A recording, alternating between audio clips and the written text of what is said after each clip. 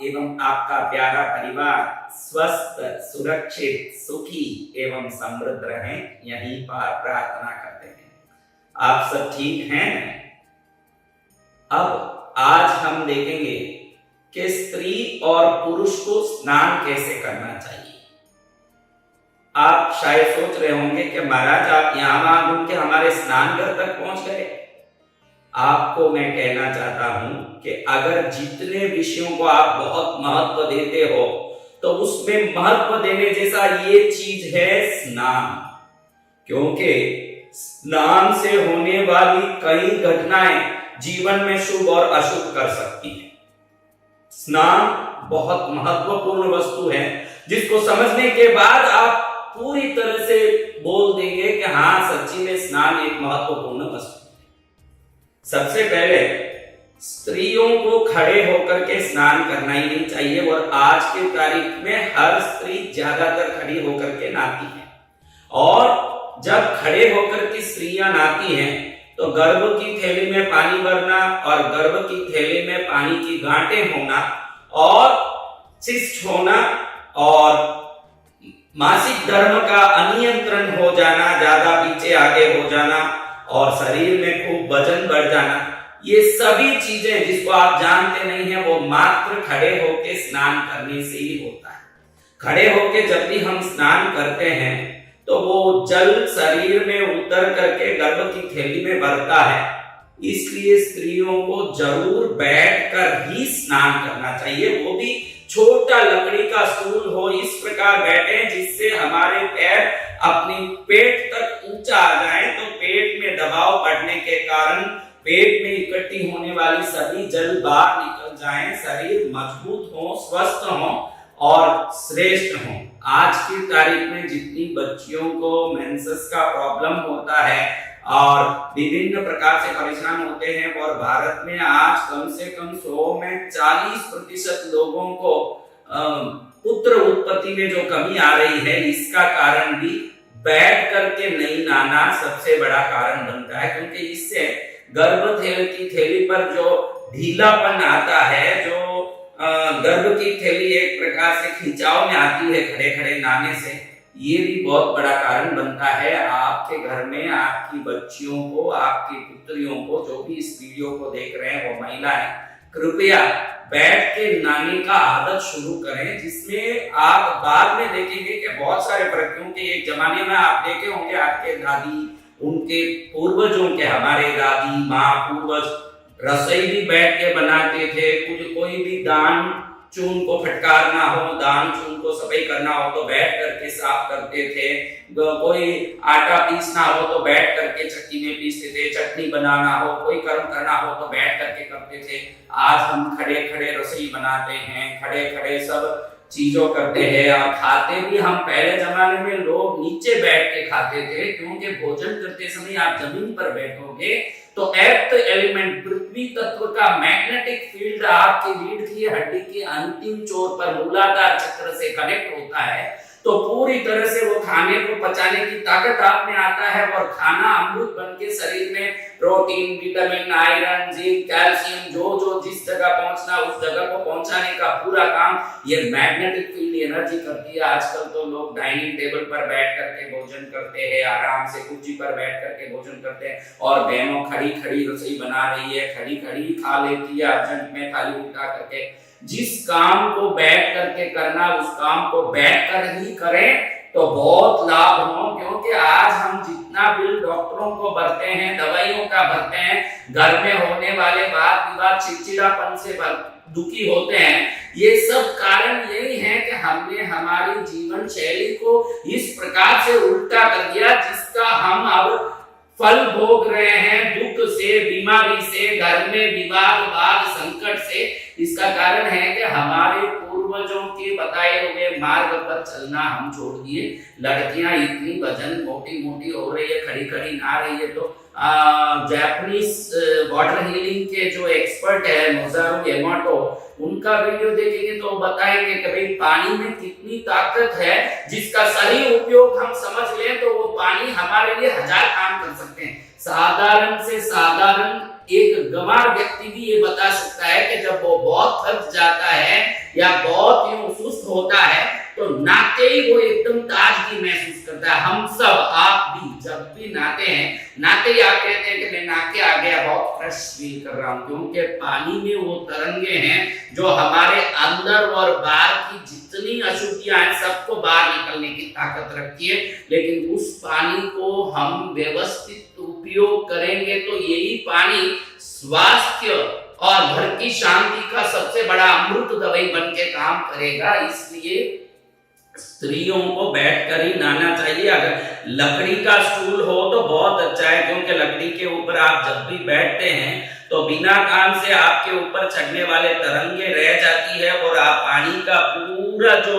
Magnetic field energy है उसको शरीर पर अच्छे से ले सकते हैं और नहा सकते हैं। और पुरुष को तो खड़े होकर ही नहाना चाहिए, पुरुष को 101% खड़े होकर ही नहाना चाहिए। समुद्र में नहाए, नदी में नहाए, कुएं में नहाए या घर के बाथरूम में नहाए, पुरुष जब खड़े होकर के नहाएगा तो हेर्निया का प्रॉब्लम, दूसरे अन्य प्रकार की बीमारियां आने की कोई प्रकार की संभावना कम हो जाती है। और जब वो खड़ा होकर के नहाएगा तो उसका मसल बल, उसके जो वक्षस्थल की एनर्जी, उसके जो चक्रास की एनर्जी है वो पूरी तरह से बैलेंस होता है। आदमी को खड़ा होकर नहाना चाहिए और बहनों को, माताओं को, स्त्रियों को बैठकर ही नहाना चाहिए। मैं वापस एक बार निवेदन करता हूं कि घर में जितनी बच्चियां हैं, आप जितनी भी स्त्रियां हो, सब जरूर इसका पालन करके देखो। उसके बाद आपके शरीर पर, मन पर कितना बड़ा बल मिलता है, क्योंकि खड़े खड़े स्त्रियों के नहाने से जो ऊर्जा नीचे उतरती है,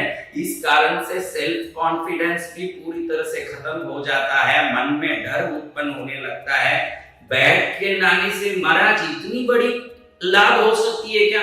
आप नहाएंगे तब मालूम पड़ेगा कि सेल्फ कॉन्फिडेंस के डेवलपमेंट में, मन में नए विचारों के श्रेष्ठ प्लानिंग में और शरीर के बल में और घर गृहस्थी की शांति में, अध्यात्म के रूप से और विज्ञान के रूप से और चिकित्सा शास्त्र के रूप से, तीनों के हिसाब से भी देखें तो स्त्री को बैठ के ही नहाना चाहिए। लेकिन इस टॉपिक पर कोई बात ही नहीं करता है कि हमको नहाना कैसे चाहिए, इसलिए सब बाथरूम में जाते हैं और शवर खोलते हैं, अपनी मर्जी जैसे नहा धुला के आ जाते हैं। एक छोटा लकड़ी का स्टूल हो जिस पर बैठ के स्त्रियों का नहाना हो, इतना छोटा हो, कम से कम 1 फुट का हो, तो उनका पैर थोड़ा ऊंचा आएगा तो उनकी शरीर के गठन पर बहुत अच्छे से असर पड़ेगा, जिससे वो स्वस्थ, सुखी, दीर्घायु और घर को संभालने वाली देवी माँ के रूप में रहेगी। ये प्रार्थना है कि माताएं बैठ करके स्नान करें और पुरुष खड़े होकर के करें।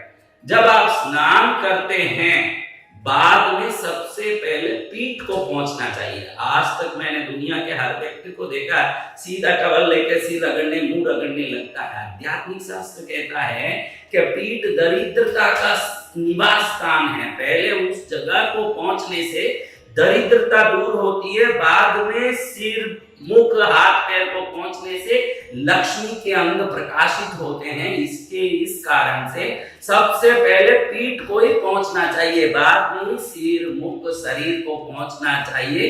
वैज्ञानिक शास्त्र के हिसाब से भी, ये तो मैंने अध्यात्म का बताया कि भाई पीठ दरिद्रता का स्थान है, इसलिए पहले पीठ पहुंच लो, बाद में शरीर को आप पहुंच करके लक्ष्मी का आवाहन करो। इस शरीर रूपी मंदिर में लक्ष्मी का निवास हो जाए।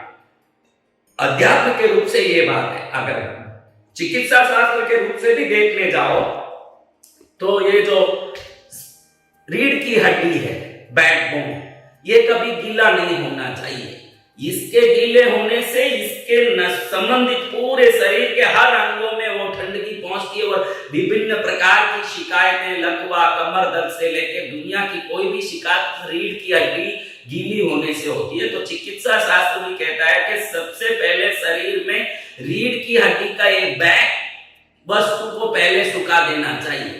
पहले चिकित्सा शास्त्र के हिसाब से भी आप पीठ को पहले पहुंचे और उसके बाद सिर को, मुख को, हाथ पैर को ऐसे पहुंचेंगे तो मेडिकली भी लाभ होगा और अध्यात्म के रूप से भी लाभ होगा। और उसके बाद में जो भी आप नहाते हो, जितना पानी जरूरत है उतना लें और उसको पूरा कर दें। आप जब बाहर आए तो उस बकेट में थोड़ा भी पानी बचा ना हो, पूरा खाली करके आए। जब अगला व्यक्ति नहाने जाए तो वो पानी पानी को नए से भरे और नए से बैठ करके वापस नहाए, तब वो पुराना पानी का तरंग दूसरे पर जाता है। तो इसको कहते हैं वाइब कंफ्यूजन, इसको कहते हैं वाइब्रेशन का कंफ्यूजन, जिससे एक दूसरे के तरंगों की ऊंच नीच हो जाने के कारण अनेक प्रकार के गड़बड़ और वाद विवाद घरों में होते रहते हैं। इसलिए पानी को एकदम पहले खाली करके फिर दूसरा जो जाए नया भर के फिर नहाए। स्नान आप सोच रहे हो वैसे कोई बाथरूम में गए और खोल लिया शवर और ऐसे नहा के आ जाए, इतना साधारण वस्तु नहीं है। स्नान करते समय जो आप पानी के ऊपर 9 बार अपनी उंगली से, ये जो अंगूठी जिस उंगली में पहनते हैं, इसी उंगली से पानी के बकेट में 9 बार ओम लिखते हैं और आप प्रार्थना करते हैं कि ये जल मेरा स्वास्थ्य का वृद्धि करने वाला बने, मेरी समृद्धि का वृद्धि करने वाला बने, मेरे सुख को वृद्धि करने वाला बने। अगर ऐसे जल पर ओम 9 बार लिखते हैं और ये प्रार्थना करते हैं, उसके बाद आप कुछ ही दिन में चमत्कारी रूप से देखेंगे कि आपकी एनर्जी में, आपकी खुशी में, आपके उत्साह में, आपके श्रम के फलों का मिलने में बहुत बड़ा वृद्धि हुआ है। निश्चित ये लाभ होता है। कोई विशेष रूप से चाहते हैं कि भाई हम स्नान करने के पहले कोई मंत्र बोलें, तो ओ लोग ओम अमृते अमृतोद्भवे अमृतवर्षिणी अमृतम श्रावय श्रावय स्वाहा, पहला जल का लोटा जब हाथ में लेते हैं तो इस मंत्र को बोल के उस जग को हाथ में लेके ओम अमृते अमृतोद्भवे अमृतवर्षिणी अमृतम श्रावय श्रावय स्वाहा, जल को हम कहते हैं कि तू अमृत है, अमृत से उत्पन्न हुई है और अमृत की वर्षा करती है, मेरे ऊपर अमृत का स्नान करा है जल माता। ऐसे बोल के जब हम 3 बार इसको पहला जल को ऊपर डालते हैं तो ये जल के तरंगों में हमारी भावना की शक्ति जब प्रवेश करेगी तो ये जल हमारा मनोकामना पूर्वक संजीवनी बूटी की तरह काम करने लगेगा, ये बोल सकते हैं। और कुछ लोग सनातन धर्म के और भारतीय संस्कारों में पले हुए लोग ओम गंगे च यमुने चैव गोदावरी सरस्वती नर्मदे सिंधु कावेरी जले अस्मिन् सन्निधिं कुरु, ये भी बोलते हैं। कुछ लोग सभी नदियों को अपने जल में, अपने ग्रह के, अपने बाथरूम में जो भी बकेट वगैरह रखा है उसमें उन नदियों को आवाहित करते हैं, गंगे च यमुने चैव गोदावरी सरस्वती नर्मदे सिंधु कावेरी जले अस्मिन् सन्निधिं कुरु। गंगे यमुना गोदावरी नर्मदा सिंधु कावेरी आदि सप्त नदियों की जल की शक्तियां इसमें प्रवेश करें, जिससे मुझे पवित्र नदियों में स्नान करने का पुण्य मिले। इस भावना से प्रार्थना करके उन नदियों के तरंगों को मंत्र द्वारा प्रार्थना करके अपने जल में मिश्रित किया जाता है। फिर नहाने से सप्त नदी जल के स्नान का लाभ मिलता है। आप स्नान को व्यवस्थित कर लोगे, स्नान करने के तरीकों को व्यवस्थित कर लोगे तो आप इतने सारे लाभ प्राप्त करेंगे कि आपने कभी सोचा भी नहीं होगा। मैंने आज ये वीडियो बनाने के पहले सोचा कि कोई ऐसी वीडियो बनाए जिसके बारे में कोई बात ही नहीं करता हो, क्योंकि स्नान करने को व्यक्ति एक नित्य क्रिया मानता है, एक साधारण क्रिया मानता है और फटाफट उसको करके बाहर आ जाता है। लेकिन जब हम स्नान को हमारे जीवन के नित्य महत्वपूर्ण अंगों में एक वस्तु बना लें और उस वस्तु को व्यवस्थित रूप से करने लगे तो ये स्नान से जो आपको बल मिलेगा, निश्चित ही आप देखेंगे कि लाइफ का टर्निंग पॉइंट में हम जिन जिन चीजों को पूर्वजों ने महत्व दिया उन चीजों को हम भी महत्व देने लगे और वो महत्व को समझें। यही हमारे टर्निंग पॉइंट का सबसे बड़ा कारण बन सकता है। आप जो बातें मैंने बताई है, पुरुषों के लिए खड़े होकर के नहाना, स्त्रियों के लिए बैठ के नहाना, पहले पीठ को पोंछना, बाद में अंगों को पोंछना, बकेट को पूरी तरह खाली कर देना, स्त्रियों के लिए छोटा सा लकड़ी का स्टूल लगा के बैठना, क्योंकि प्लास्टिक के आजकल जो स्टूलें आई हैं इस पर के बैठ करके नहाने से एर्थ एलिमेंट से आपका जो बैलेंस होना चाहिए वो कभी होगा नहीं और लकड़ी के पाटे पर ही होगा। एक सुंदर लकड़ी का पाटा बनवा के, वो भी आम का लकड़ी का पाटा हो तो बहुत गुना लाभ देता है आम के लकड़ी का पाटा। इस प्रकार का पाटा बना करके बैठ करके नहाने से कई प्रकार से गर्भ की थैलियों से परेशान स्त्रियों और विभिन्न प्रकार की बीमारियों से जूझने वालों को बहुत सारा अनायास ही लाभ मिल सकता है।